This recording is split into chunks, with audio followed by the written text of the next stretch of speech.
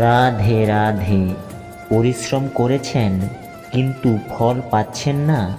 মনে রাখবেন, যখন তিনি ফল দেওয়া শুরু করবেন তখন তা সামলাতে পারবেন না। তাই এটা ভেবেই পরিশ্রম করে যান। দুঃখে নিজের আঙুলি চোখের জল মুছে, আর সুখে 10টা আঙুলি তালি বাজায়। যখন নিজের শরীরই এমন করে, তাহলে পৃথিবীকে দোষ দিয়ে লাভ কি?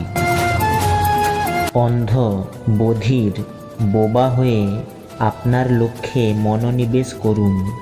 এখানে অনেক বেকার মানুষ আছে যারা নিজেও কিছু করবে না এবং অন্যকেও করতে দেবে না। তাদের মনোবলও ভেঙে দেবে।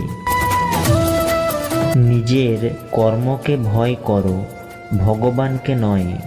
ভগবান ক্ষমা করে, কিন্তু তোমার কর্ম নয়। এটাই অপরিবর্তনীয় সত্য। যেমন একটি বাছুর তার মাকে 100টি গরুর মাঝে খুঁজে নিতে পারে, একইভাবে কর্ম তার কর্তা খুঁজে নিতে পারে। আজ না হলে কাল সে তার কর্তা খুঁজে নেবেই। আমাদের চিন্তাধারা আমাদের তৈরি করে, তাই কথার ওপর নয়, চিন্তা ভাবনার উপর মনোযোগ দিন। চিন্তাধারা সব সময় বেঁচে থাকে।